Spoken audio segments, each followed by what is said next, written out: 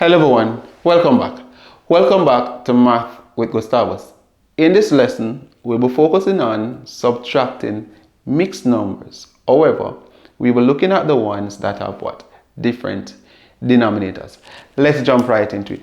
Whenever you're given mixed numbers and they're of different denominators, first thing I want you to do is to convert them to improper fractions. After you have done that, you need to find a common denominator. Let's go.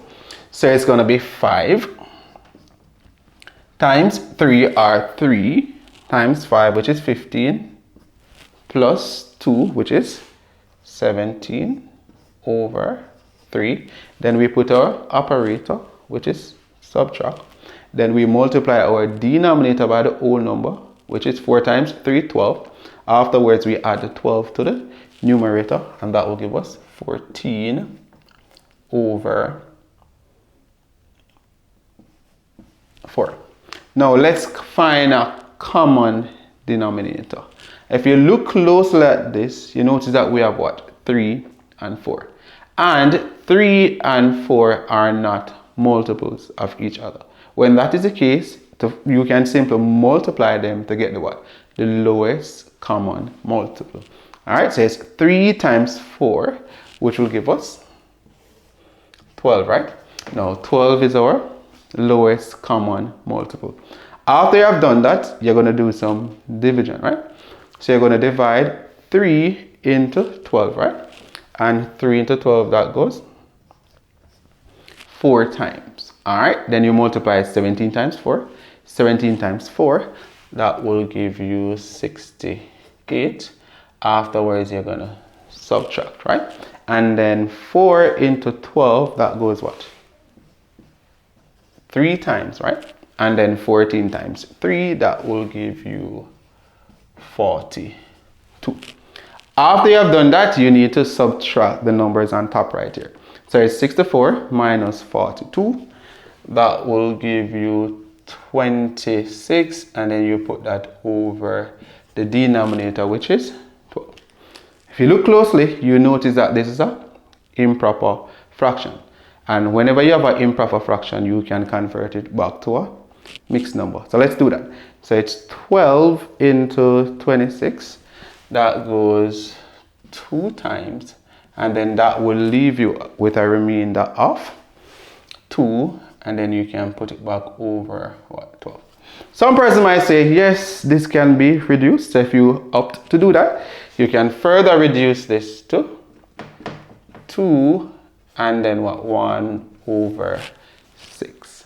Alright, so that's perfectly fine. You could have reduced it right here to 13 over 6, which will still give you what? 2 and 1/6. Let's look at another example now. Again, the first thing that I recommend is convert them to what? Improper fraction.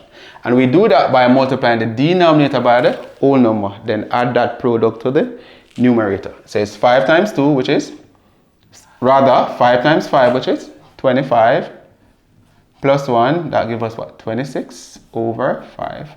And then we subtract there. Then 2 times 1, which is 2, plus 1, 3, says 3 over 2.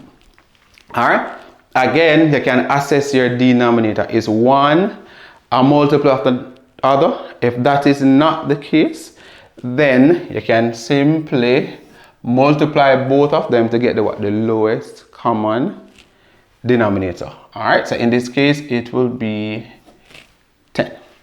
Alright, so another approach you could take after getting the lowest common denominator, you could simply multiply the first what? Numerator by the second what? Denominator. Alright, so that will simply be 26 times 2. And 26 times 2, that will give us 52. And then we put our subtraction. And then we'll multiply our second numerator by our first denominator. That will be 5 times 3 or 3 times 5. That will give us 15.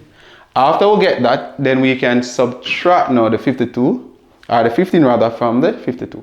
And that will give us 37 over 10. And just like the previous question where we got an improper, we also got an improper fraction here. Now, improper fractions can be converted back to a mixed number by dividing the denominator into the numerator. So 10 into 37, that goes 3 times, and that will leave us with a remainder of 7. And then we write back our common denominator. All right, good. I hope everything is going fine so far and you guys are learning a lot. Let's look at another one. All right, same procedure. So let's convert these quickly first. All right, so let's multiply 2 times 10, or 10 times 2, which is 20, plus 3, that's 23, over what? 10 minus, then 5 times 1, 5, plus 3, that is what? 8 over 5. Now, let's compare our denominators. If you look closely, you'll notice that what? 1 is a multiple of the other. All right, so 10 is a multiple of 5. When that's the case, I won't recommend multiplying them because you'll end up with a common denominator. However, that won't be the lowest possible one. So let's use a 10 in this case, all right? So in this case, we choose 10 because 10 is a multiple of 5. So let's divide now. So 10 into 10, that goes what? 1 times, right? So it's 23 times 1, which is 23, put back our subtraction. Then 5 into 10, that goes what? 2 times, right? So it's 8 times 2, which is